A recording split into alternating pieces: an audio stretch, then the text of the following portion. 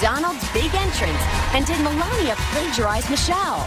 Plus, how the racist backlash against Ghostbusters star Leslie Jones turned into an outpouring of love for Leslie.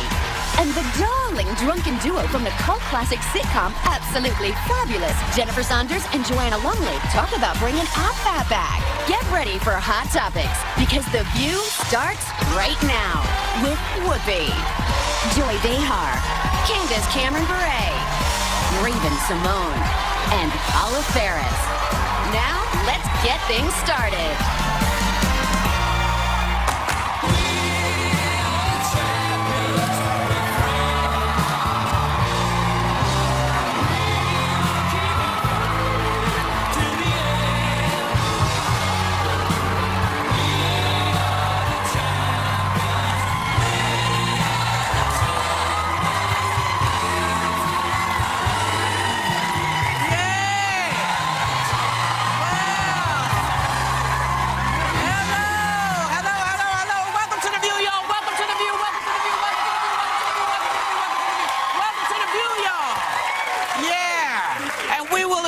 Right out front, we plagiarized that entrance. Yeah. It's kind of like, I don't know what to say about that. But, you know, The View's going to be live at the GOP convention later this week. But day one started off with a big bang yesterday, way before Trump's walkout to Queens We Are the Champions. It's a lot of crazy stuff. Right off the bat, the Never Trump movement called for a vote to break off from supporting Trump. What the hell? What is going on? What was it? Yeah, it's madness. They basically wanted to change the rules so that these delegates that were attached to Trump, that had pledged their allegiance to Trump, would now be able to detach from him and would be able to vote based on their conscience and be able to say, you know what, we changed our mind. And I think it reflects a lot of the desperation right now of the Never Trump movement. Look, this is the guy that got to the top, like it or not. This is the guy who got there. An effort now to try to take him down, essentially, from within the system. I think it looks kind of desperate. I think you have to say, look, this is what the Republican Party picked right now. This people went out and voted, and this is who it is. Will of the people, it's the will of the people. I don't agree with that. They should have let the vote go through and let people speak and express themselves. But the delegates are already bound. Shut down the vote. And there was a guy there, a former senator, a Republican senator, who said, this is not a meeting of the Republican National Committee. This is a meeting of brown shirts, people who act like fascists. This is a Republican former senator saying it about other Republicans. But isn't it the will of the people? Didn't, you know, millions and millions of people vote for Donald Trump? Now, how do you still not listen to that? There's dissent. Let the dissenters speak. But they're trying to change the rules, essentially. What they're saying is, last minute, we couldn't stop Trump any other way. People voted for him, so now let's change all the rules last minute and try to get this guy out. Gonna vote it just for? looks bad. Yeah. This is the guy now. You don't like him? Write somebody else in. Vote for somebody else. But this guy won. The people went out and voted. Stop it. I can't take it. But I mean, did anybody mention why? I'm curious, did anyone from the Never Trump movement mention who they would vote for if that? No, they're not saying that as of yet. I think it's just not this guy. It's like, let's get him out of the way. Too late. You got exactly what you wanted. Too bad. Yeah. You got it now. Yeah, but I get him. Well, but you know, it depends. But you wanted him. Y'all thought it was a joke. Yeah. So one of the night's standouts was Melania Trump's speech, which sounded somewhat familiar to Michelle Obama's Democratic convention speech in 2008. Now, Trump's campaign manager calls any accusations of plagiarism crazy. But you know what? Been called crazy before. Let's play it for you, see what you think. You work hard for what you want in life. That you work hard for what you want in life. That your word is your bond, that you do what you say you're going to do. That your word is your bond, and you do what you say and keep your promise. That you treat people with dignity and respect. That you treat people with respect. So, and I think you may have missed when Melania said, and Barack and I. Thank you, Robin. I gotta tell you, I mean, I watched her last night, and I just thought she looked so beautiful. And when she said, your word is your bond, I was like, oh. oh, Melania's kind of hip because the black community has been using that term, word is your bond, right, for a really long time. Like Wu-Tang Clan, you know, Rakim, Big Daddy came from the Bronx. When I wanted to like gossip with someone, I would say, did you hear that Angie went out with so-and-so? Word is bond. Which meant, right? Which kind of meant like, so I was like, Melania's from the block. Whoa.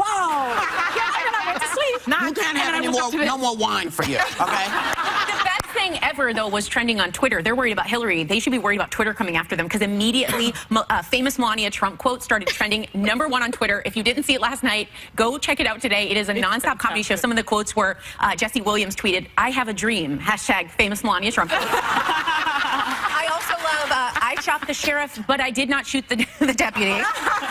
I'm just a girl standing in front of a boy, asking him to love her. Notting Hill, people, come on. I feel a little bit sorry for her. It's like she's worried. Don't send me back to Slovenia, please. Don't. You know, I feel sorry for her in a way. Because somebody sabotaged her, possibly. Yes, They're out to get her, maybe, or out to get Donald. The stupidest thing is that the man who's running Trump's campaign, Manafort. He blames it on Hillary. Said this is Hillary's way of.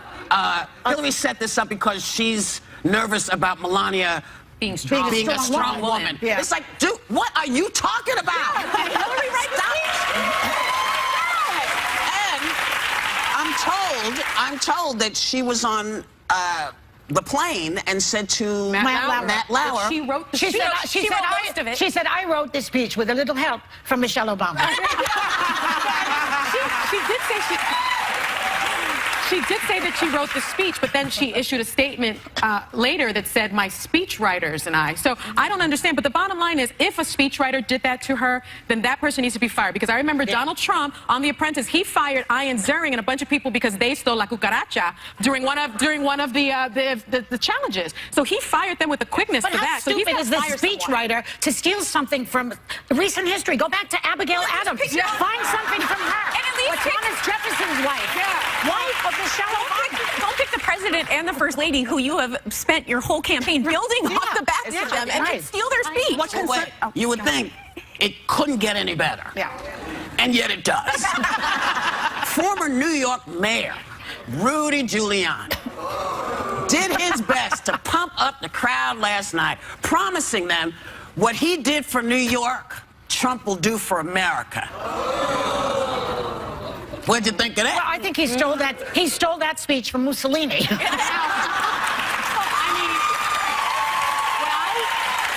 What I remember about, I'm a native New Yorker. What I remember about Giuliani is that he, was sort of responsible for stop and frisk in New York, and all of the black and brown men in New York were harassed for many, many years. But Jet said yesterday that you really liked Giuliani. I did, because what I remember about Giuliani is that before Giuliani, you were afraid to walk around in a lot of parts of New York. And what he did is, I looked up some stats. Violent crime rate dropped by 56% during his 8 years. Murder down nearly 2/3. Robbery down also, 67%. There was a trend. Aggravated assault down 28%. Anyone who lived in New York, I'm a New Yorker, I'm from New York. Anyone who lives in New York knows that there was a major crime problem before he existed, that when he came in, he cleaned up a lot. And anybody who was here during 9/11, and I was caught up in that too, knew that he unified. He didn't unify. What he did was he was on his way out, and he did what any mayor should have done, which was to say, hold on, I got you, Bloomy. We're going to do this thing. We'll get through this transition together. He's got a lot of nerve. What you did for this country and what you did for a lot of Latino and black Americans, you should be ashamed of yourself. Yeah. You should be ashamed of yourself. I'm sorry. And as a native New Yorker, been here as long as he has, we go up and down in our state, in our city. We go up and down. Crime goes up, crime goes down. He might have had something to do with it, but it's not. He took all the credit, and it's not all him. And he there were a lot of people. There were a lot of people. Yes, he did. He tramped on a lot of rights. But he also says, and this is my favorite, I took 600,000 people off welfare in New York. Liar. You didn't do that. The federal government said we got to make changes in the welfare system. You didn't do jack, man. And I know that, and I know how you feel about people because I've heard you the last couple of days. You talked about Black Lives Matter as being a racist organization. Did you see the face of the people who are marching, you bonehead? Easy. Did you see it? This wasn't wasn't just black people. This wasn't just white people. This was a nation of people of all kinds of colors marching to make the country better. What are you doing? Stirring the pot. Right. Oh, yeah. Oh, please, you know? Listen, I give credit where credit is due. I don't mind. You know, a lot of stuff happens, so we don't like all of it. But when you stand up and you act like you did it all by yourself, I have to call you out. You didn't do it all by yourself. The people of New York City helped you do what you did. We have more when we come, more when we get back.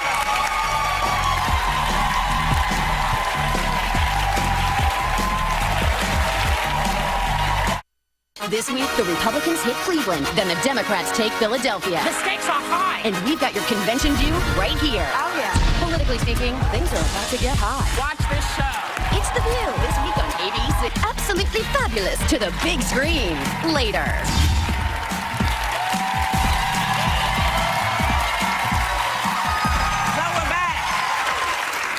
Yeah, I just wanted to follow up on Giuliani because I did like the speech. Two things. One thing is I agree with you. I think under him, I think New Yorkers did come together. But I think a large part of that was that he supported the police force. The police force at that time felt that he had their back. They felt like they could go out there, do their jobs, and they weren't demoralized. And I think there's a lot of periods in history where a lot of police, not only in New York but elsewhere, felt like no one had their back. I think that was key. And the other thing is with respect to the speech last night, what I liked about it is the theme of the night was to keep America or make America safe again. And he got angry. But he got angry at ISIS. He got angry at terrorists. And that's something that I think gets angry at these gun manufacturers. You know what? One thing that's been missing from President Obama, got angry at who? At gun manufacturers, at the NRA. There's a difference between getting angry at the NRA and getting angry at ISIS. One thing that's been missing in foreign policy is that people look at President Obama. I will tell you the difference in a second. But people look at President Obama and feel he's not angry. He gets angry when he campaigns. He gets angry at He's angry. I want him angry. No, I want him angry. Every time, you know, and don't save your emails because I don't care.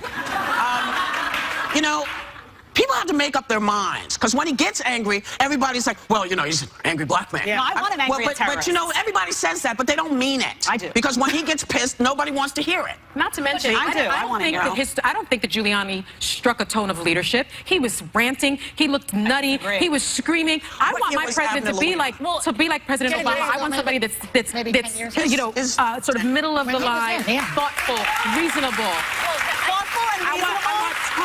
Thoughtful and reasonable.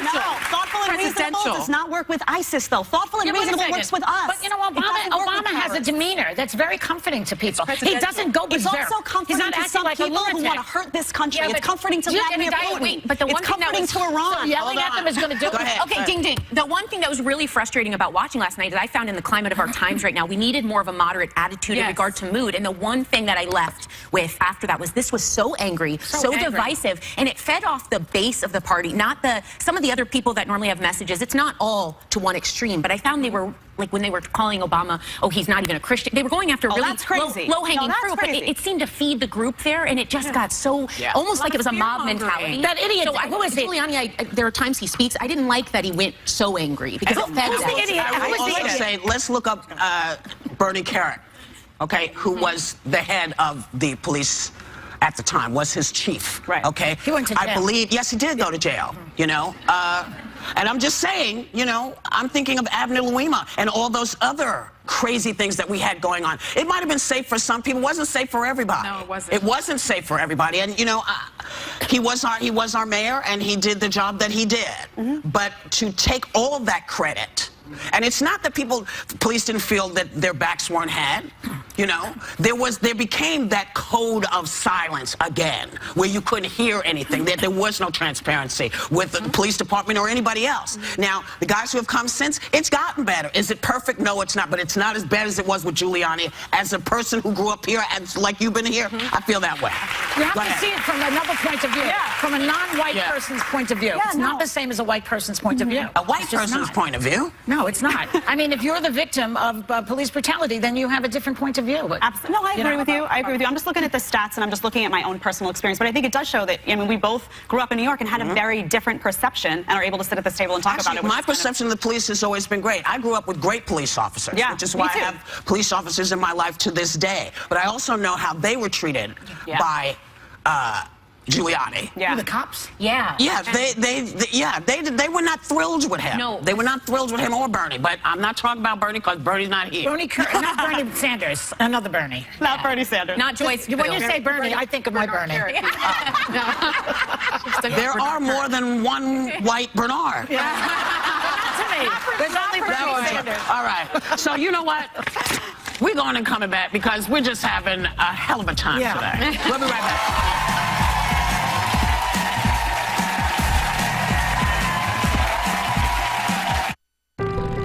I'm working when you're sleeping. A lot of moms come in nervous. So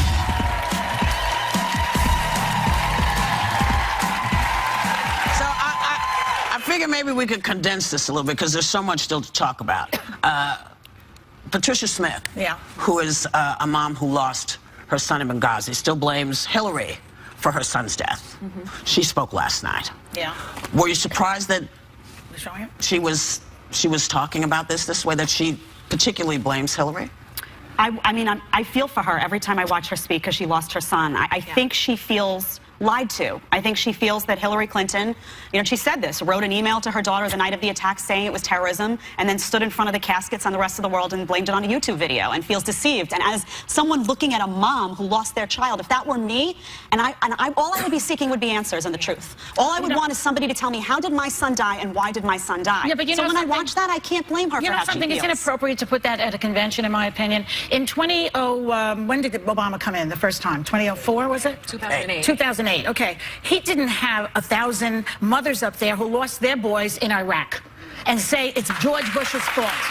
Because the man has class, that's why. This guy will do anything to get you to sympathize and attack Hillary Clinton. It's completely inappropriate. Yeah, but when they wanted to pass, that's not fair, though. You lose a son, you're horrified. That's not fair, it's not about her, it's about Donald Trump. Yeah, but when they wanted to pass Obamacare, do you remember how many people we got to hear about how they lost their insurance and the sob stories? This is politics. I think we also need to mention that if it's politics, then what needed to come up after that was that the Republicans who ran that Benghazi hearing for 9,000 hours. 11 hours. She never faltered. That she was not at fault. She didn't do it. To be fair, I think we need to mention that they all lied. Jorge Ramos grilled Hillary on Benghazi and Pat Smith's comments in March, and she answered with words of sympathy for Patricia Smith. She said, I certainly can't imagine her grief, but she also said that Patricia Smith was absolutely wrong, and she pointed out that the officials cited by Patricia Smith were scrambling to figure out Benghazi in those hazy days in mid-September 2012, and that she had testified on Capitol Hill for let me ask you this, because you like the truth. You like the truth. I do. So when Condoleezza Rice and Dick Cheney, Rumsfeld, Colin Powell said they were weapons of mass destruction. Yeah, that was deceit, and I think it should be called out. Do you think they were deceiving, or do you think that's what they were working with? Because I happen to think that's the information they got. I think, well, I didn't want to, I mean, I don't advocate for going, I wouldn't have advocated for going in there anyway. No, but I'm just saying that the thing that none of us can do is figure out how this gets disseminated. People, you know, we want answers like this, and then people give us answers like this, and it turns out not to be the case. If there were proof in an email if there were email proof that either of those people had said, they did say there's no weapons of mass destruction, but go in anyway. They said it, but they said it. They did say it. It's on tape. They kept changing the reason to go in. Yeah, then that's a problem. Then I have a problem on both sides. Well, how about this? Steve King says white people are the only people who advanced history. That's true. He's a senator That's definitely true. Yes. From Iowa. Senator from Iowa. Yes. Basically, that white people are the only folks who had advanced history. That is such an ignorant statement. It makes me think he studied at Trump University. It is so ignorant and so stupid that you don't know any culture but your little people in your little state. It's very hateful. Who have the same color skin that you have. I'd like to remind him that open heart surgery was invented by a black man. I'd like to remind him that the Don't even bother. He's not going to listen. Traffic lights were also invented by. But this country has been, things in this country have been invented by lots of different colored people. When he did the Western civilization, not black or not white people, just to be clear. Right, but he was basically saying white maybe people. white That eliminates Asia. It eliminates Africa. Yes. And if this doesn't put a nail in this particular coffin, I don't know what will. Antonio Sabato Jr. He spoke yesterday. Yes, he apparently, and he still thinks Obama is a Muslim. Now, Antonio, also a victim of Trump University, I might say. There are a lot of people went there, apparently. Antonio, you can't have it both ways. Remember, originally you were pissed off because he knew Reverend Wright, and you were mad about him knowing Reverend Wright because he's a Christian. That's right. So what the hell? Make up your mind, Antonio. Make up your mind. We'll be right back.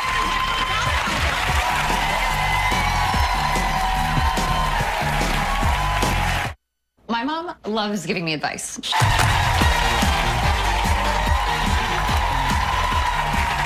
So our friend Leslie Jones, who was just here because she was celebrating the success of her movie, Ghostbusters. But instead, now she's having to fight fools on the internet who are saying racist, ugly tweets about her. Even if you didn't like her in the movie, why attack her personally when you know nothing about her? What is it that, you know, I always tell people don't read the tweets because, A, most people can't do what you do. Yeah. They don't know how to do what you do. And, you know, Leslie looks like a big woman. She is a big woman, and she's a woman who's happy with who she is. So why send her ugliness? Because they're Twitter thugs with keyboard courage sitting in their mama's basement with nothing else to do.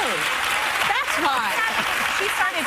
She started to retweet some of them, I think, to show what was being said to her. Like, isn't this awful? But it was sad because she finished with 2 tweets. She said, I feel like I'm in a personal hell. I didn't do anything to deserve this. It's just too much. It shouldn't be like this. So hurt right now. And then I leave Twitter tonight with tears and a very sad heart. All this because I did a movie. You can hate the movie, but the poop I got, inserting my own word, I got today wrong. Yeah, that's horrible. And you know, talking about her face, comparing her to different animals. Of an ape. Who are you people? And can you do what she does? You can't. You chump. They're in their mother's basement. But you know what? They're in their mother's basement. People don't like you. They go to that. Yes, they go to race. I had a show on the radio. No one knew who I was, and someone used to call me and say, "You're ugly." I said, "I'm on the radio. You've never seen me." But they were so annoyed with my politics that they went to my looks. But you know, she's not doing politics. She made a movie, and you know, God bless her. She got a job, and she's working for her money. What are you doing? They're typing. I like they're typing. You look at the Oscars, how we talked a lot about race and what wasn't there. Here you're coming after a person who got a job, and a lot of the criticism is the role in the types of, the way the character was portrayed. But as you mentioned over and over, she took a job. Someone else wrote this. Like, if you want to hate on, and I don't even think you should hate on that person, but the point is, you're coming after the person that said yes to a great opportunity. And you know, I personally thought she was so funny in that movie. I went to see Ghostbusters. And you know what? I really enjoyed it. It's something that happens a lot on Twitter, and it just... I used to try to answer people too, and then I realized that you can't answer them because they don't want to hear. And don't let them feel heard. I actually like, though, let me just say, I like that she answered them every now and then. You know, you get hate tweets, you ignore 10 of them. I like that she answered them only because I think that's a way to expose some of these horrible people for who they are. And it showcases, but it also showcases when people say things like racism don't exist, that this doesn't exist and that doesn't exist. When you showcase that, you're showing the world this does exist. And this is something I have to You're right about that. That's okay if you've been doing this a long time. Yeah. And you can take it. But this is insidious. I know, but I want to say this. It's insidious because if you want to hurt somebody, if that's how you get your rocks off, do it to yourself. No, but they don't. Do it to yourself. You know, look yourself in the mirror. Can you really stand up to who she is? You can't. No. And you never will be able to. Because the ugly... You have all this and be fantastic, but your ugly is here and it will never get better. We'll be right back.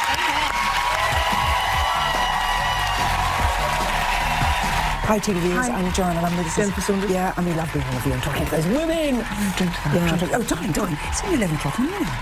It's 6 o'clock in the UK. Happy hour. Fine. Just with us. You go. Wake her up. Tomorrow on The View, we got Tell 'em Whoopi. More. Hot topic. And we got so much more. Because Oscar winner Julianne Moore comes to our house. Okay, well, you know, Fab, Absolutely Fabulous was the gold standard of edgy and outrageous sitcoms in the 1990s. And now that selfish champagne is swilling show duo that we love, Adina and Patsy, have finally made it to the big screen. Take a look. Oh, I want to go in there, but I have to go past that big mirror. I think I am now officially fatter sideways than I am front on, darling. Darling, you don't need those. I am your mirror. How do I look? Fabulous. Thank you. Please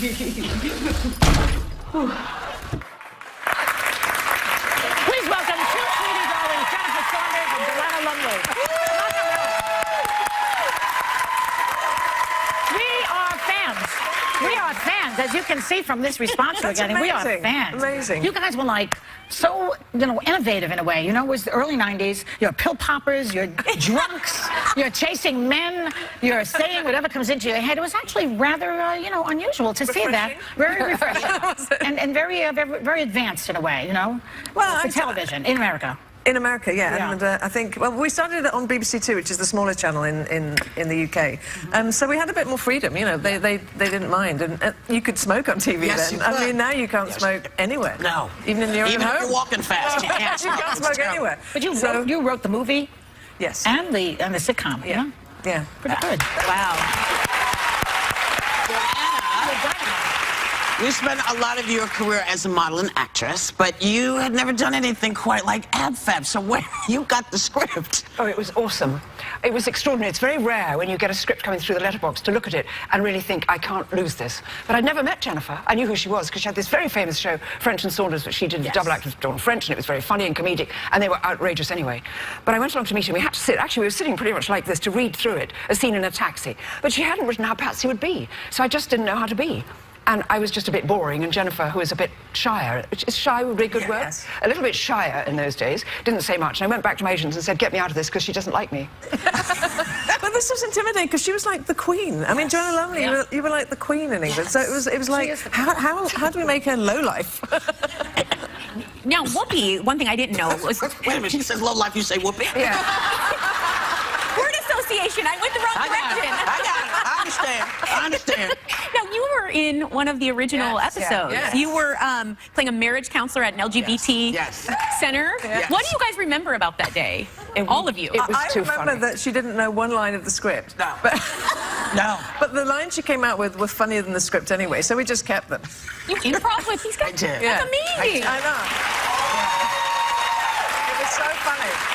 I mean, look, to me, I had not seen anyone that knocked me out the way that they did. Because these women, at the time that the show was on, all of these rock and roll women had sort of grown up and became these two women and kept their lives, but still doing stuff in their 40s that maybe they shouldn't have been doing. So to me, to see them have as much fun, I desperately wanted to see that on American television. I desperately wanted to see it, and no one could ever pull it off. Well, you know what I remember from that day was that you married us.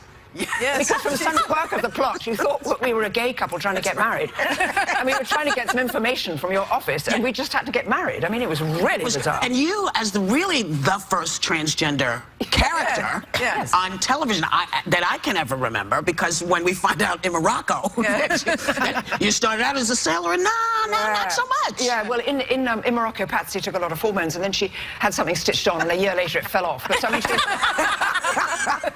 well, I want to catch us up to speed because I know the movie brings us to where the girls are now. Adina is still a PR diva, but her career is in peril. Surprising. And Patsy is a fashion editor clinging to her youth. Now, Adina's trying to get Kate Moss as a client, but somehow ends up killing her, which that's not a spoiler alert. No. That was in the trailer. But how did you get Kate to do this project? Because she doesn't do a lot of that stuff. Well, I think Jennifer wants to tell you this because she had, in fact, written the script. And then what happened, Jennifer?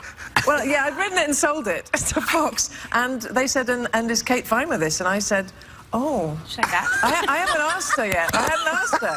I'd just gone along on the idea that she would say yes. I don't know why, because, I knew some people who knew her. I'd worked with her once before. And they said, oh, yes, she's cool. She'll be fine. And so eventually I had to ring her up and I said, I've got this idea. She said, just send me the script. And honestly, before the script even hit her door, I think, she just went, listen, I'll just do it. It's fine. It's cool. Yes. And it's like... Before we go, I have to ask you, because you're both British, we're having a lot of problems in this country right now, and you can see Trump, he's driving everybody crazy. We're giving you a run for your money. But your country... Where's this like politics Olympics? We might be going for gold. I take it you did not vote for Brexit, either one of you. No. And yet... Yeah, so you have to watch out. Yeah. You think it's a joke and you think it won't happen, it might happen. Yeah, I'm telling you. The one thing you must say is use your vote. Use your vote. Yeah. I think that, in our country, we haven't even had the vote for 100 years. Not even for 100 years. There are masses of women who go, whoa. Is Queen Elizabeth going wild? She doesn't vote. She's not allowed to. But I mean, isn't she's losing her empire a little bit, isn't she? She must be crazed. Well, Europe was never really our empire. I mean, you like to think it was, but it wasn't really. But everybody else is like, get out. Get out. You got to really see how your vote impacts the rest of the country. this is England is a perfect example of what not to do. You got to read and pay attention. Saying, "Oh, you've ruined our future." He said, "You didn't vote. Yeah, you have to vote yourself." Well, we love you anyway. We think you're just the best. We just love Our you. thanks to Jennifer Saunders and Joanna Lumley. Absolutely fabulous. The movie is in theaters this Friday. Come see it, sweetie darling. We'll be right back. Wonderful.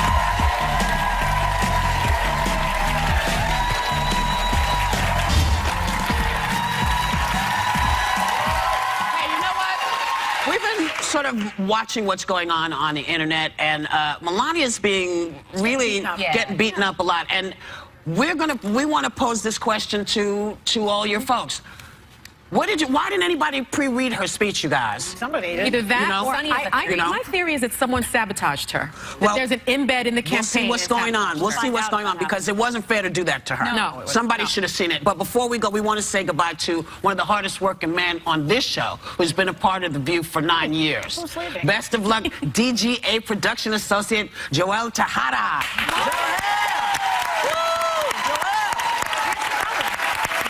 He's taking another job. He's taking another job. People roll on and grow into different things, and we'll miss him because he's been a great kid to have around. Yeah, that's awesome. Did you see that big fly? There's a giant fly flying around. And we just want to say to you, have a great day. Take a little time to enjoy the view. These Pokemon are popping up everywhere. It could be dangerous.